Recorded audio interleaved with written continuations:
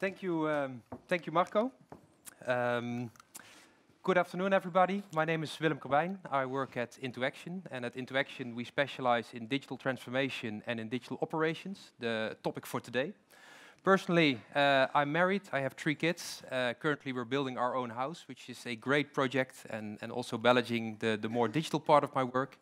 And in the little bit of spare time that I have left, I love being outdoors, either camping or driving around in my Land Rover. So that's who I am. Thank you, Willem. So good afternoon, everyone. My name is Martine Koppens. I work for Philips Lighting already for 14 years, and I'm head of the digital marketing support department. I'm also married. I live in Belgium, but I'm actually Dutch. So this is a very short introduction. So let's get started. I really would like to take all of you, on the journey that Willem and I took when setting up digital marketing support. On February 1st of this year, Philips Lighting and Royal Philips became 2 separate companies, and that was the ideal opportunity for us to set up our own digital marketing support organization. We already started this whole track in July, August of last year to make sure we would be ready on time on February 1st. To give you some context in what we are talking about, these are some of the touch points, as you can see, that we support as digital marketing support. We support a consumer website for lighting, the professional lighting website. We send out lots of email marketing campaigns. The YouTube channel is also something we support, but we do also much more than that. This slide is probably overwhelming with lots of numbers on it, but since February 1st, we already received more than 15,000 requests. The requests really came in various areas that we support, the main area being the web part, followed by the product content management, also the reporting and the analytics, and email marketing. And other than that, we indeed also support social, search, e-sales, and the mobile app publication process. So this is just to give you an idea of everything we do. So we have a huge service portfolio that we offer. This is the team setup today. So it's quite an elaborate team, I must say. We have 48 people that work for us, and they're all set up around the various service areas. We have service leads taking care of the areas, and service experts, really knowledgeable service experts on site in Eindhoven, as well as in Turkey, and some of them in India. So this is really to give you some context and what are we talking about, and when we talk about digital marketing operations, in this case, our digital marketing support organization. So let's get started with the official presentation and take you through the steps. So first we would like to talk about marketing operations as a starting point, who adds value in the process, managing the paradox, the team blueprint, getting value and managing the challenges we have, and how to get started. So let's get started with the marketing operations as a starting point. Well, within Philips and also within Philips Lighting, it is actually a given that you have a support organization that helps with the daily operations. For us, there is actually really only one customer, and that is the customer that uses our digital touchpoints. It can be the website, the person who receives the email, or really watches a video on YouTube, for example. But of course, we have internal stakeholders like the marketing department, the Marcom department, who really create content and want to have that published and send out email marketing campaigns. So our internal stakeholder is also important, but our key customer is in the end customer who really sees everything we do on the website and emails, etc. So within digital marketing team, we actually have a shared responsibility. So the landscape we really need to maximize the landscape and the technology, and also really think about the chain of goals we have. You have customer goals and you have business goals, and all of that needs to be managed. So looking at the digital innovation cycle, we often see that the focus in organizations is really around the first areas, the lighting discovery, define and design and deploy, creating and setting up nice new projects, launching new platforms, setting up great tools. But the driving part, really generating the business results out of those tools, that part sometimes is really neglected. And there is where digital marketing operations really comes into play. And that is also where the money comes from, to be honest. So as digital marketing operations, you really need to be in the driver's seat and drive this part of the digital innovation cycle. So Willem, who adds value in the process? Yeah, thank you, Martine. So we're talking about marketing operations. And the first questions that come up when you talk about marketing operations is the question whether marketing can be operationalized. Marketing sometimes is also perceived as a very creative and always one-off activity. It's important to look at marketing and see what marketing can be and what digital marketing also is. The basis of marketing, bringing the product and the consumer together, working with your business groups, with your markets, is a very creative process, but there's more. And more competencies are needed in the context of digital marketing. In one of the speakers this morning informed us that the customer wants an experience, and that experience requires 4 things. It requires know me and respect me, transparent landscape, speak in one voice and delight me. And in order to bring that, marketing needs to change, and digital marketing requests new activities and new competencies that you need to bring in. Because of the more complex landscape that you're managing, it's not one message to one touch point, it's one message that has a lot of components that you want to reuse and also bring that across along different touch points, localized, translated. So that's a whole different ball game that the marketeer is confronted with. And unless your marketeer looks like this, they're going to need some help, because it's a very big area of competencies that they need to have otherwise. And not just any help. You could say, well, first I had one marketeer do this, now I will have 2 or 3 marketeers. It's really about thinking about efficiency and effectivity here. Who is doing what and what are they best in, and how can I combine a group of people, all with their own competencies, adding up to the bigger picture and to the bigger value. So it requires you to think, what activities do I need to bring to my marketeer in the BG, global marketeers, or in the market? And what activities can I centralize? What activities are non-differentiating at a local level? And by centralizing those activities, you can bring predictability, but also continuity in activities. And that question will help you to find the right elements to see where you can operationalize the marketing activities. And let there be no mistake, this is not about activities that don't require knowledge. These activities are very specific and do require knowledge. So it's very a knowledgeable set of people that you need to bring together to support the marketeer, but bring the activities together that they are best at. So that helps us to understand how we want to add value, but that's only where it started, because then some paradoxes popped up. Indeed, Willem. So we see some paradoxes happening and some struggles, to be very honest. You see the speed of digital marketing, but on the other hand as well, you need to make sure that whatever you do, it needs to be set up and able to be maintained and supported. Also, it's all about agile nowadays, developing in an agile way, but don't forget and don't neglect the governance as well as the processes that you need later on and also during that process. So there's lots of innovation and cool technology out there that we want to implement. But of course, everything we implement, you need to be able to count on service level agreements that are agreed. And I'm sure that also in this room, there are some paradoxes. For example, who works for marketing? Can you raise your hand? So lots of marketeers. And who works for IT? That's one of the paradoxes and struggles sometimes that appears. But I'm sure that everyone sometimes gets an SLA, get irritated for an SLA, but you need to know when you can count on things to be delivered. So it's really key that all of these paradoxes are managed in the best way possible. In order to do that, we, during the setup of the team, we really looked at all those aspects, and I would like to hand over to Willem again to talk about the blueprint and how we got started. Yeah.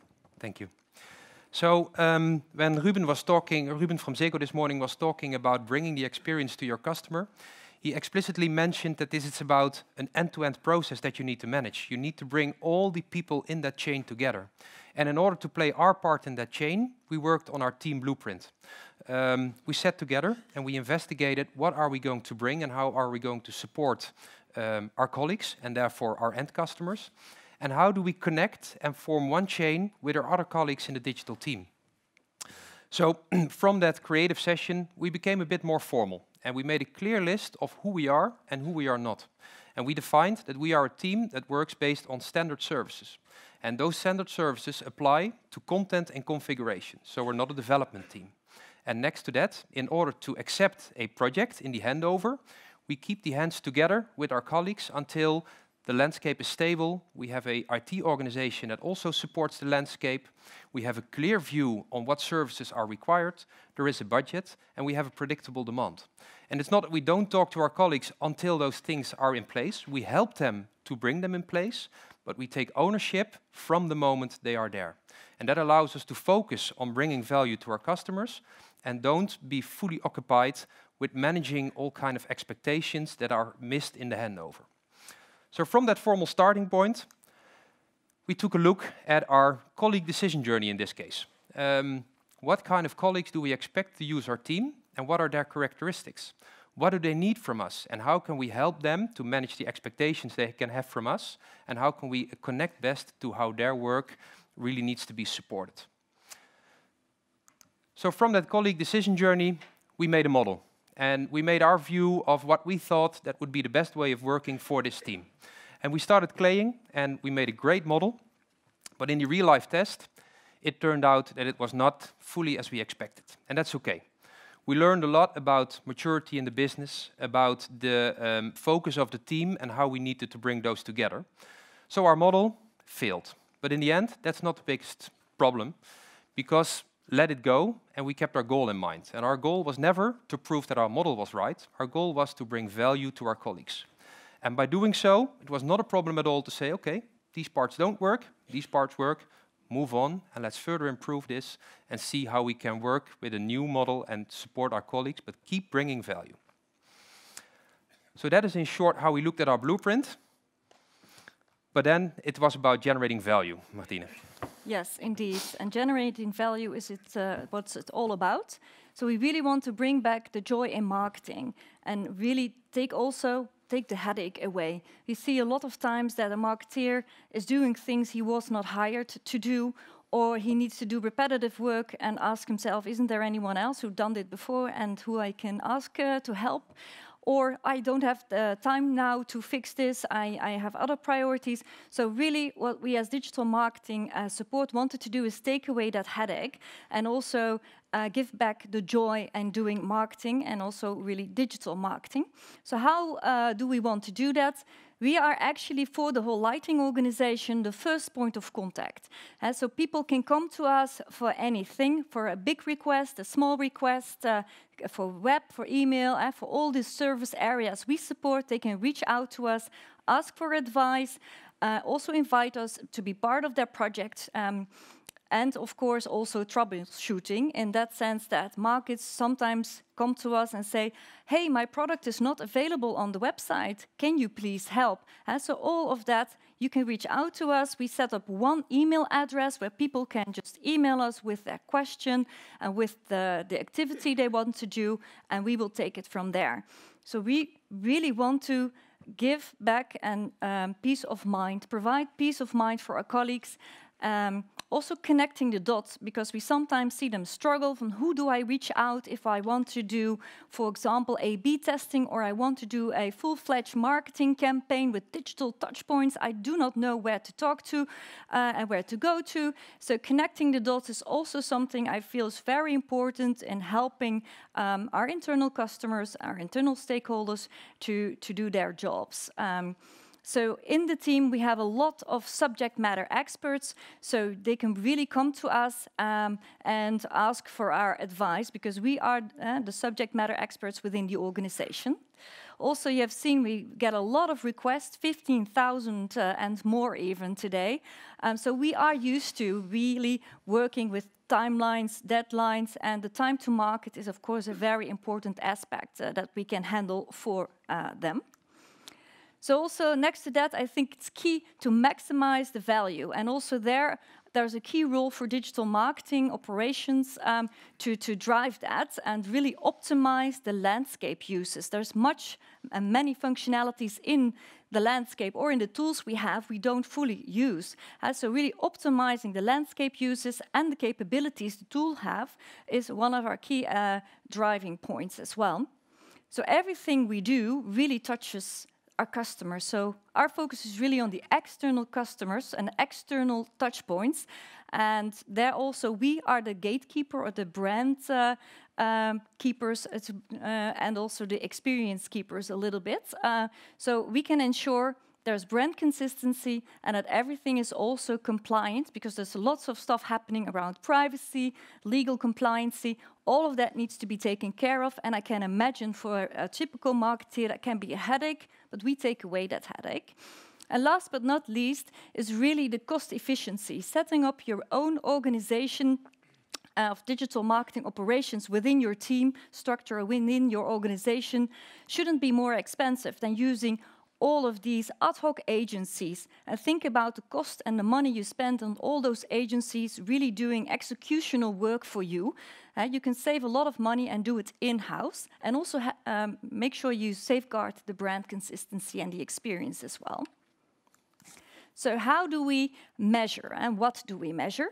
So we send out bi-monthly surveys to our internal stakeholders, and for us, the customer or the internal stakeholder happiness, I would say, is the most important one. We also monitor the typical service organization KPIs, but that is not our key driver. The happiness of our internal organization in working with us is one of the key drivers, and that is why we do it. Of course, our external customer is the most important part of the story. And also we look at continuous enhancements and optimizations, not only on the external touchpoints part, but also within our own organization. How can we do better? And also how can we make the team more efficient?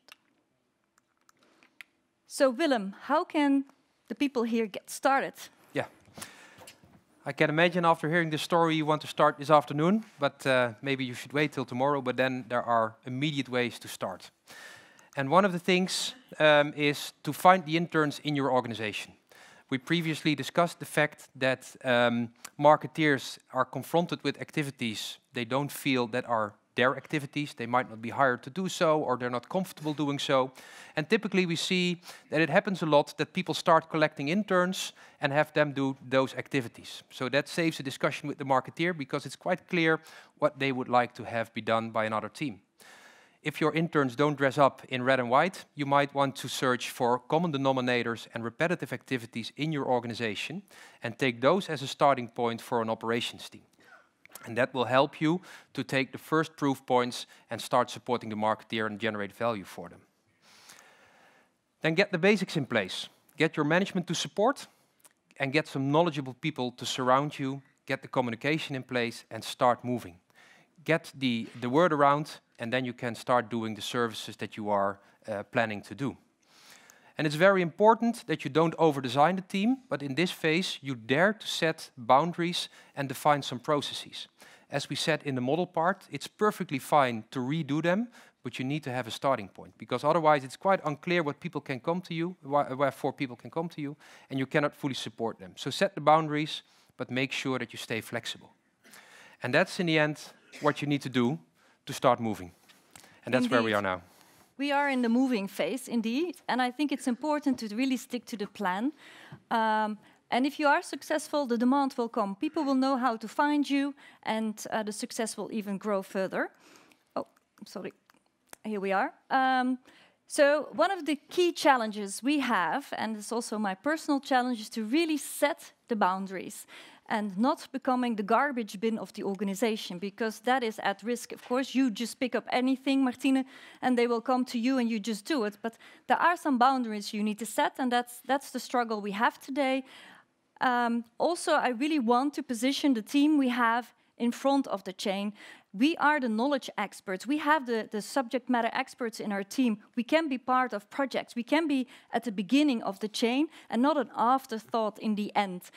So I'm really trying to position also the team at the front of the chain, as knowledge experts. So if people think about a campaign or a web section they want to create, they should come to us first. So that is the challenge we have today and what we are working on. And I think a very important lesson as well is to really keep on listening to your internal stakeholders and ask them, how can you be successful and what can we do to help you be successful?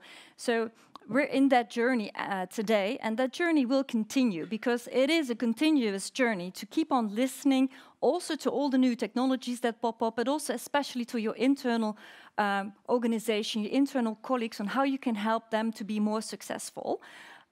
So learning and adjusting every day to make yourself set up for today, but also especially for the success of tomorrow, I think is the key learning here. And last but certainly not least, I have a smile on my face because I enjoy what I do.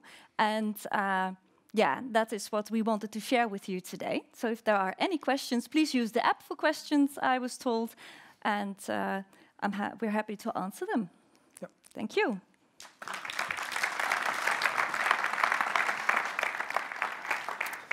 So thank you very much. And indeed, there are some questions in the app. Great. So let's get the first one out of the way. It is from Dave Nash. It's a very specific one on SEO. So on the slide it was shown that it only makes up for 1% of the traffic. Has the focus been reduced on SEO? No, it's not 1% of the traffic. So if you look at the chart, and maybe we can go back to the chart, because I think it's an interesting chart to give you an idea on the amount of tickets we get. Those are requests in the form of a ticket. We register everything via a ticket. Let me go, we're almost there. And SEO is not a big part, but it's a part that we value very much, because SEO should be at the basis of creating any touch point. And what we did within the web part as well, we made sure we have input templates that people use where we already ask for the SEO input. So it's not that we don't think about SEO. SEO is all intertwined within creating web pages. The SEO that you see here specifically is really about doing SEO landing pages, really focusing on deep dives and enhancing your SEO activities on top of what we already do within the web area. So that's why it's a bit smaller than the web part. All right, that's clear. Okay, so a lot of it is about the team, and there's a question also on the education. So how do you educate colleagues on the possibilities of the platforms you have to maximize usage instead of going to agencies to deliver the touch points? That's a very good question. So we do give tool training for tools where people are allowed to come in and do the stuff themselves. For example, in AEM, we give tool trainings, a basic, a medium, and a more advanced training. We do the same with Adobe Analytics. So those trainings are there for people to learn about it and do it themselves. And we also have within the digital marketing organization within Philips Lighting a dedicated department called Deployment and Adoption. And there is where we really reach out to the markets, do webinars on all specific topics. It can be on SEO, it can be on SEA, it can even be on how do you work with the templates to make sure you can update your web page. But they're all more generic topics as well. How do you do e-sales activities? So we have a dedicated deployment and adoption team within the digital marketing organization. When we look at the team itself, how do we get the knowledge to our own team? We discussed the handshake, and by working closely together in project mode, we both perform all the activities that we need to do to get the basics in place for us to be able to support. But in those activities, we really build up the knowledge in the team of the new functionalities that is coming. So also in the full chain of the digital team, we work closely together and we generate the knowledge at the point where it comes to life. All right. Very clear. Thank you. So I guess it's always difficult to say no, right? And you get there's only so many hours in the day, and probably so many questions are coming towards your team. So there's a question also on the prioritization. How do you divide the workload between the teams reaching out for your support and your own team? In other words, how do you prevent being overloaded? That's, I think, a very good question. We see a lot of demand coming, and we also do analysis on the demand. And we see that, especially for the web part, because that's the biggest part, we see a lot of small requests that can be fixed in 1 or 2 hours. And the more bigger requests that come in take, of course, a longer time to do. What we do, we work with a ticketing system, and everyone picks their tickets. And it's really based first come, first serve. However, if we have big projects that we need to support, we really ask people to give us a head up front and make sure that we are in close contact so we can really guide them and make sure they meet their deadline. But we really focus on isolating also the fast tickets to make sure they can be fast-tracked in that sense, because they only take 1 or 2 hours. And we really urge the organization, if you have bigger things that have a specific deadline, reach out to us before you actually need to have it and not a day before you want to have it delivered. So that is a constant dialogue that you need to have with the organization to also a little bit educate them and to try indeed manage a huge amount of requests that come in. Yeah. Okay, all right. That was very insightful. I guess there are no further questions. So big thanks to our speakers from the audience, please. Thank you. Thank you.